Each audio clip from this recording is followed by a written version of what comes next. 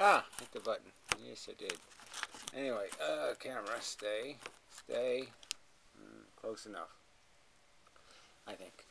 Anyway, inmendham video, but it's sort of an F-list video, but just it's not in the right order, so I didn't put it over on the F-list channel. At least I'm not intending to. It's related to some other stuff. Somebody posted a link to some festival of dangerous ideas. I'll leave a link below. A panel for philosopher people, to women, to men, dealing with a question like human existence doesn't matter. Subtitle, and what is it anyhow? I don't know if they're going to even get to that. I mean, the first 13 minutes aren't too encouraging. These people just take this word matter to mean something like, does a human being have an opinion, and any opinion is somehow a valid, mattering opinion. It matters that somebody thinks something. I don't think that's true. Because somebody believes something, I think we obviously know it doesn't mean that what they believe is correct at all. An opinion is cheap. Talk is cheap. Evidence, that's something that has some meaning. So just thinking about this whole, might rephrase it, is it a wonderful life? Can you defend your own life? Can you defend your family? Can you defend the last 500 years of your ancestors? Can you defend humans? Can you defend sentient life? I guess I would argue that no, of course you can't, logically. That the pain outweighs the gain. And that we can understand words like, does it matter that humans exist? Matter would mean, does it have value, significance? That's what meaning is. To have meaning is to have value. To have significance is to have value. There has to be something valuable that you're referencing. And I think it's quite obvious that experience has value. Now, a couple of the philosophical women seemed pretty smart enough to get that one. They seem to understand that. But one of them made some argument about how it matters more what humans experience, because we can ask these questions. But I would argue that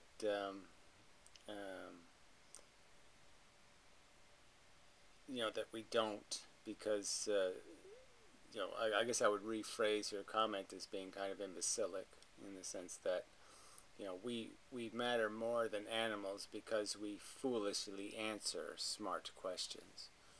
Or we stupidly answer smart questions. The fact that we can ask a smart question doesn't mean we're going to answer it smartly.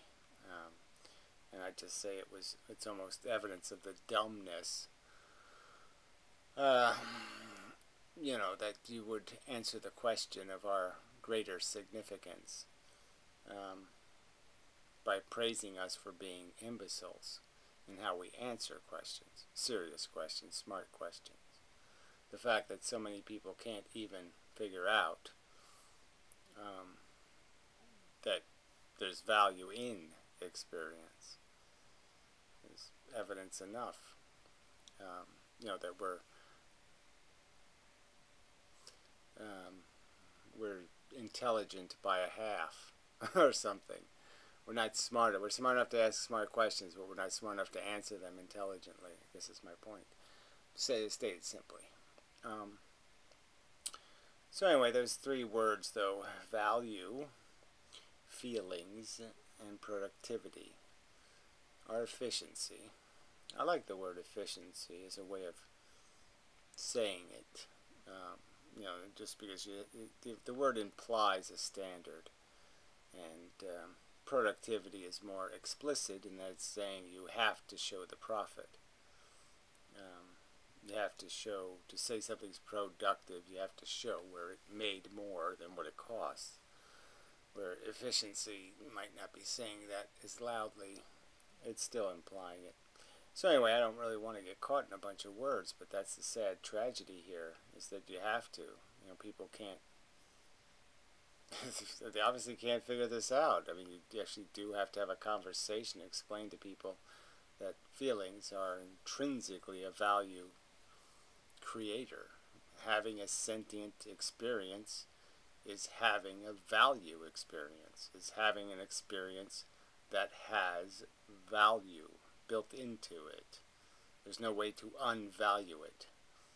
There's no way to devalue it with any kind of rational justification. It's quite obviously having a sensation is quite obviously not Coke can. It's not dog do. It's not a leaf blowing in the wind. It's clearly a very different thing that's happening. And the qualitative nature of it is so odorous, so sense perceivable. It's not really something you could miss. You can't personally experience and then just lie and say, that didn't mean anything. I kick you in the nuts and you say, that didn't mean anything. You can't do that honestly. That was an insignificant event. That was a Coke can. No, it wasn't. It wasn't even close to being a Coke can. So anyway, I'm just saying, I'd rather not have that conversation. But clearly, you have to basically just kick assholes out of the room, if they don't understand that, because there's no point in having the conversation otherwise, right? You can't have a conversation about let's measure how well we're running in the race when they won't even agree on what the boundaries of the track are at all. Yeah, no point. Yeah, no point in saying something like you're not reaching the finish line when they won't acknowledge its existence. So anyway, so there's just so many ways to think about this, this analyzing. And I have to admit, I've been doing a lot of it my whole life in terms of once I recognized the fact that I have power. Once you recognize the fact that you can harm things, that you can make the choice to take your BB gun out and kill a bird. Once you realize that you can change destinies and affect things that feel, at least for me anyway, it got me thinking that this is I have a responsibility now to justify my existence. How am I affecting not just me, but how am I affecting the world? So those are the two elements, right? There's your own comfort, and then there's the impact you have on the world. And I've made many videos saying this thing, and I don't know if I get any acknowledgement of that's the truth of our existence. There's two factual, significant things happening. There's your mental states, the stream of your consciousness, and then there's the effect you're having on the other things streaming consciousness. And that's the sum of your fucking existence. How will you affect not only the things living today or right now, but even the things living 10 years from now or 1,000 years from now? What would be the cost, the real cost of your existence? And so even, trying to assess that is difficult, I'll concede. We can't know it with any kind of certainty. We can only know it in some probabilistic way. But we can know it in that way, and we should understand it in that way. So I guess I'll start by just saying that when I analyze my own existence, and I say, okay, let me take the character out of my feelings, like why I felt something, and just take the feelings, just the sensations, and say, here, I'm going to stream those from my origin to now as a stream of sensations. And I'd say, would I impose that on something? Would I make one of those? If I had the capacity to make one and have it run, just sitting over there in the corner, not having any complex contextual thoughts, just having sensations, from puking to orgasm, whatever the range would be, the pain to pleasure. As a stream of sensations, I'd say my existence has not been profitable. There's no way I would initiate the creation of my history as an existing thing, because much of my time has been spent in some sort of mental torment, in some sort of stress, in some sort of overtly painful condition, or in some sort of angst condition, or worry condition, or working condition. Even thinking is, thinking can be a pain in the ass. I mean, I've been thinking about physics for the last couple of years, and at certain points, like this current point, I'm thinking a lot, and it's work. It's tedious and irritating. It's not a pleasurable thing. It's motivating. It's compelling. But that's something like exercise or something. Sometimes that can be compelling, but sometimes it can be very unpleasant. It's not a very good comparison. It's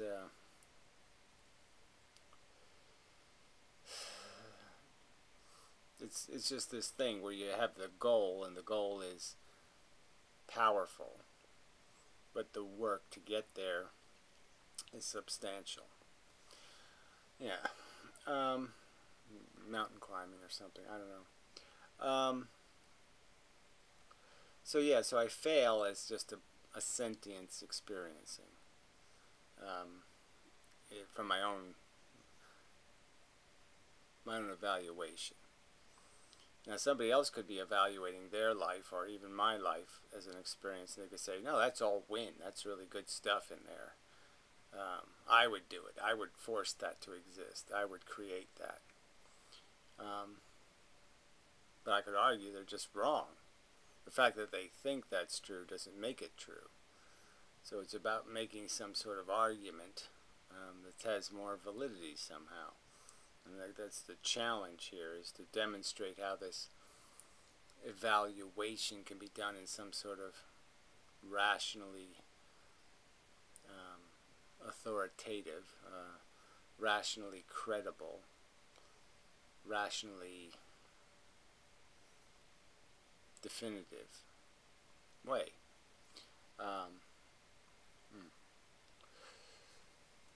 And again, I just argue that I think that can be done logically.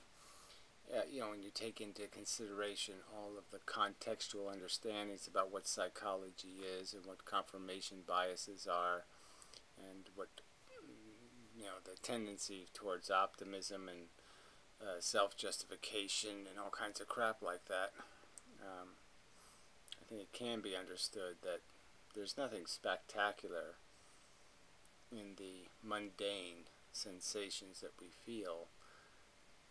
90% of our that make up 90% of our existence is some sort of feeling that isn't necessarily very good. It's just kind of, it's not entirely benign. It's not comfortable. It's provoked. It's agitated. It's frustrated just by these things, by politics, by somebody you like being harmed, or all these little things that happen. The disappointments, the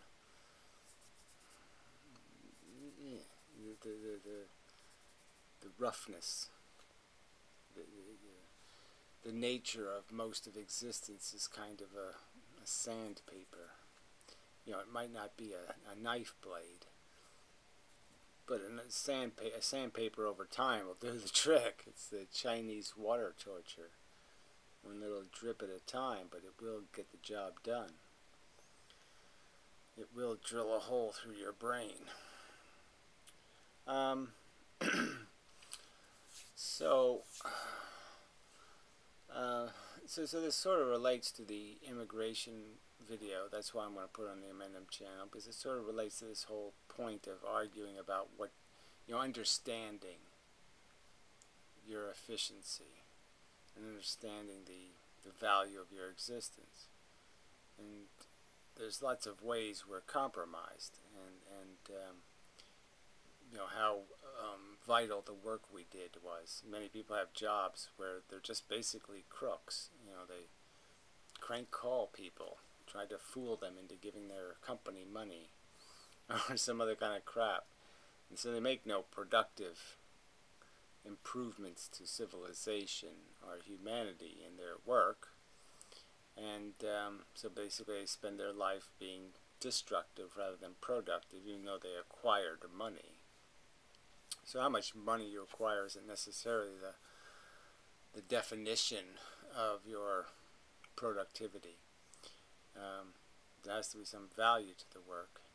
So I could argue that, so now if I try to evaluate my impact on the world, and I could just go without saying that, let's just take it for granted, for the sake of the conversation, that this philosophical stuff has no value, and that I'm wrong about physics, and that has no value, and I'm just stuck with my compromised work history, my erratic work history. I could argue that I did enough work to justify having some kind of roof over my head. I mean, I've done work that would equate to, over a period of a lifetime, the building of a house and the growing of enough food to sustain me. I could argue that basically I've done enough work where I should be entitled to the minimalistic life that I exist. I have a very minimal footprint. And so I'd say that even though I'm not working 8 hours a day and I'm not terribly productive, that I have been productive enough, in the sense that I have done enough work. And work of value, like fixing things. Like fixing things, making things. I mean, that's most of the work I've done for most of my life. Like I say, delivering newspapers had some value too, maybe. The other little odd jobs. I don't know how much real value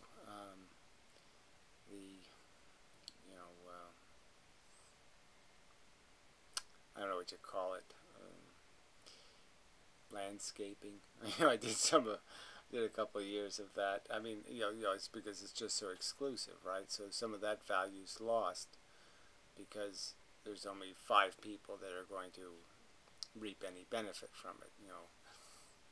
It's like it's like working on some rich person's painting asylum, or some little room, even a swimming pool. I was thinking about that, private pools, and how the real value of these things is just lost because most of the time they're not being used, and that in a rational world we'd all be able to schedule our own time to get use out of these things, not where we all had to swim in each other's sweat overtly, but could perceive ourselves as owning a pool, in a sense. Like, say if you have a street with 20 people on it and you have a pool someplace, just pick a place. You could all consider it your own private pool as long as you schedule it so you get your half hour of privacy. You get your half hour where no one else is in the pool, kind of a thing. And then it feels like it's your pool, and so you could all have a sense of having something that would cost $2 million if everybody had it, but it only cost 1/10 of that, or 1% of that, if you just create one of it and organize utility.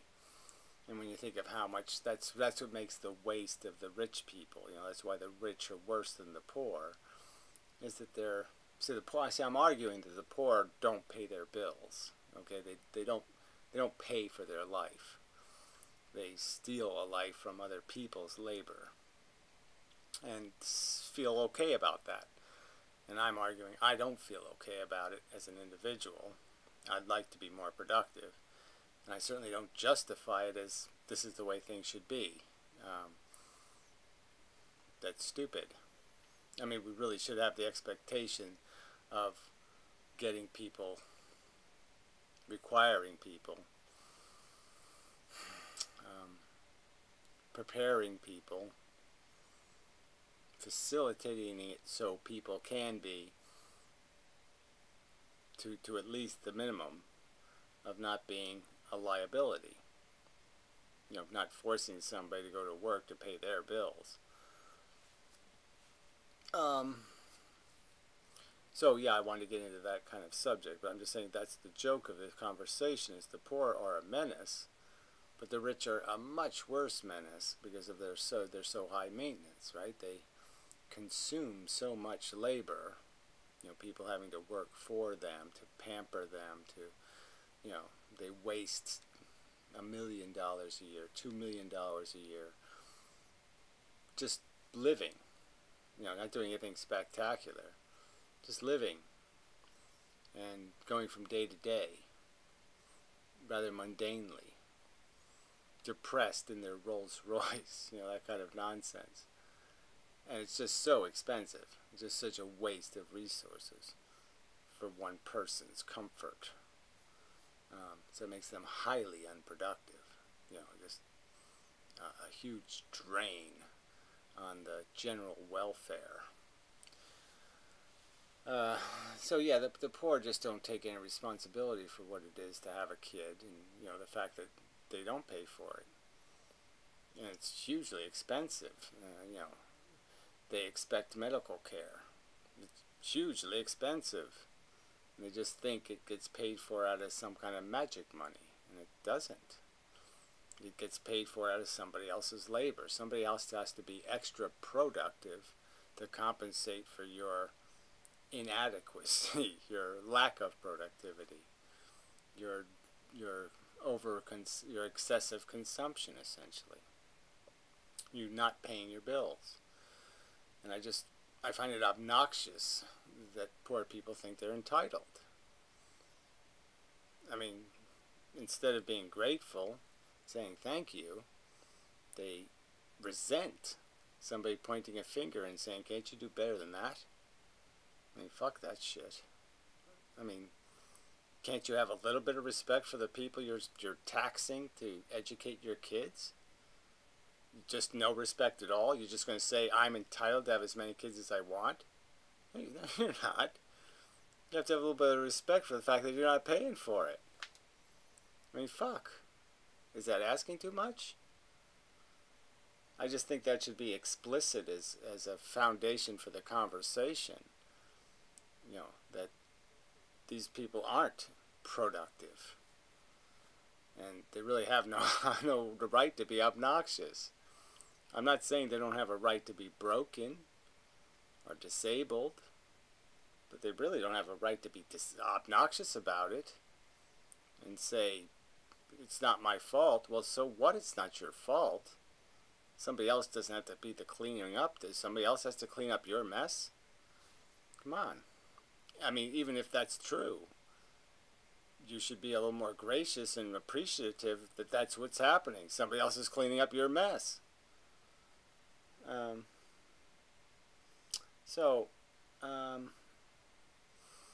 Yeah. So then the conversation just goes on. You know, you go to the next level of, you know, first you're evaluating, okay, I personally am not profiting from my existence, in the sense that there's no way I would sentence a brain just to experience what I've felt, because it just hasn't been worth it. Yeah, there's some nice moments in there, but there's enough crap to say fuck it. And then you think about, as a practical fact, what it means to be a procreator, or what it means to be the product of procreation, to live, to exist. Okay, and I've made these arguments, but there's two huge things you have to consider. First, there's the humans who will not hatch correctly. So as you, as a justifying being an egg that hatched, you're justifying hatching eggs, let's just say. You think hatching eggs is a good idea. We know that hatching eggs means that somebody's going to, some of those things are going to end up in a mental hospital. Some of those things are going to live lives of horror and torment and torture. Some of them are going to die very badly. You'll be killed by horrid diseases. Are you really saying I'm worth it?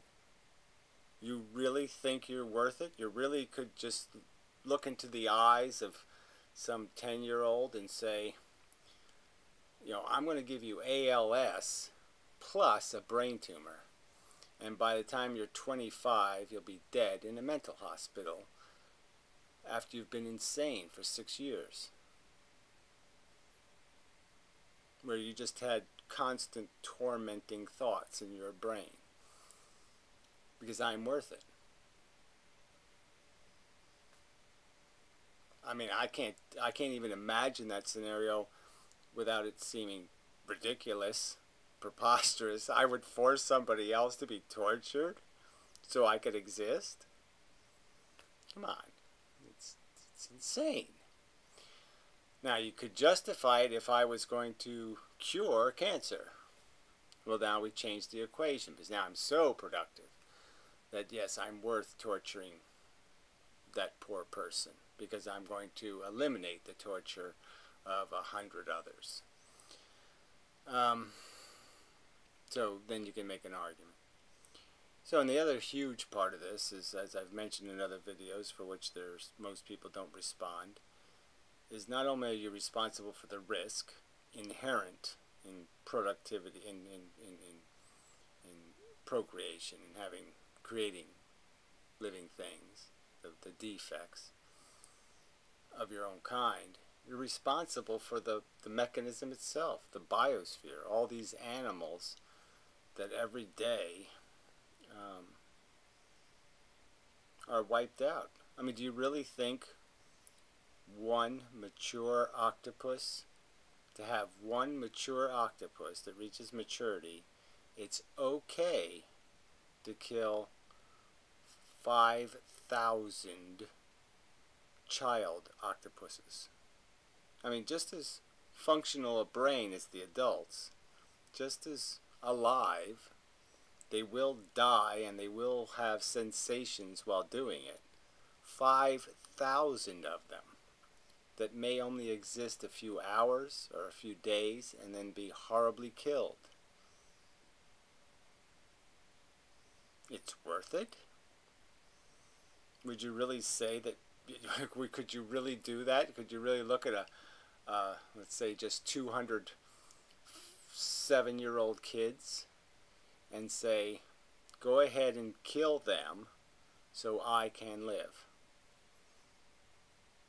Kill them not quickly, but, give them diseases, give them shit, have them eaten by crocodiles. Feed them to crocodiles so I can live. You think that would be a reasonable thing to do? Well, that's reality. That's the bargain we've signed. That's the contract we've signed. You haven't signed some other contract. That's what you're doing every day.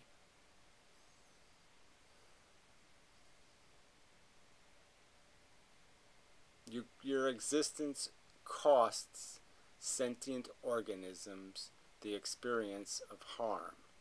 That's the price paid for it.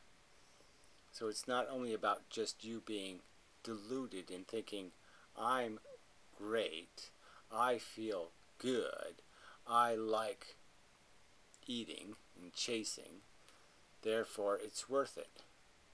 Well, the question's not that simple.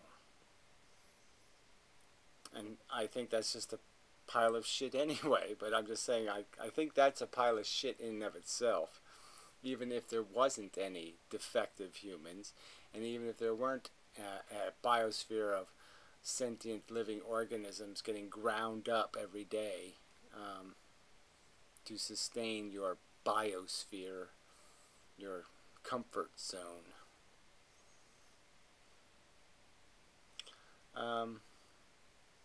That still just sounds like childish drivel. You're worth it? You're doing something magical? You're not. You're doing biological shit. And to the topper, the cherry on top of this stupid pile of shit, this diluted shit that people are living, is the fact that they haven't even done the dying thing yet. They haven't had their turn. They think it's going to be just fine. It'll be okay, no big deal. And they haven't done it yet. They haven't spent 6 months doing the chemotherapy and all that shit. They haven't done it, and yet they think it's all going to be, that's no big deal. That's not going to tarnish my parade at all. But it's just, I say, it's bold talk. You know, from people who aren't even close, who haven't had a clue yet. You know, and maybe that's the problem. They haven't been given enough of a warning. Life hasn't whipped them hard enough for them to have enough of a taste of it to say, shit, this can really burn you. This can get ugly, and really ugly. And there's no humility in this bold talk about how it's all just a wonderful adventure. Fuck that. So I've probably done enough with this, but I think it's you know, that whole idea of the movie It's a Wonderful Life, the whole idea of just analyzing your life and recognizing that, you know, it's not so certain you've done the world any good. These aren't certain, positive, affirmative realities.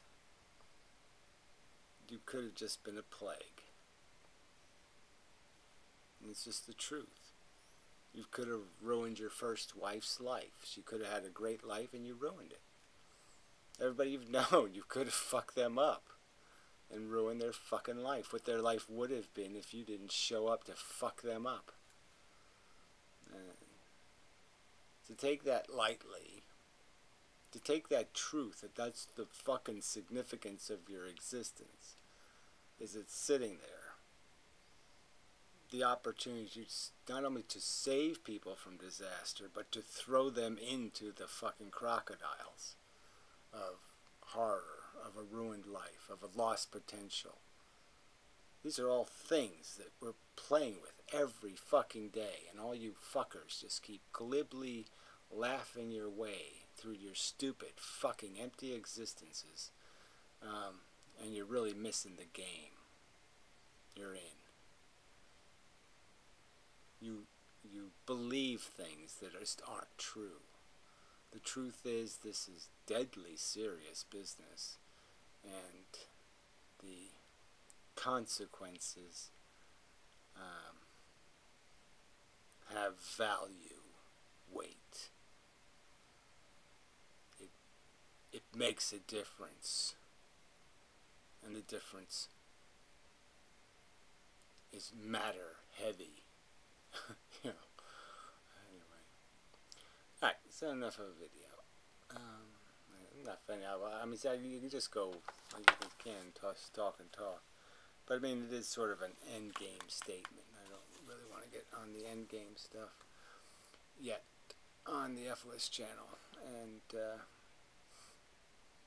like I said, because of the word productivity, it relates to this whole question of people taking responsibility and recognizing that yeah, you have to, like I said, the immigrants have to acknowledge their culpability in destroying the wage base, in affecting the country they're invading. You have to have some appreciation for that. You can't just obnoxiously say you're entitled. You're not. It's a hell of a thing to pollute another culture. If you're going to pollute it, you've got to know what you're fucking goddamn doing, don't you? Don't you? You really think it's okay to just walk in, just fuck them up, and not have any sense that you could have done it better? That there could be a right way or a wrong way to invade, to change, to fuck up? Yeah, well, there is. And I would argue that most immigrants have no clue and no respect for the gravity of their decision um, to migrate, their influence over there. Anyway, that's probably enough of this context. So yeah, we'll call it a video. Till next time.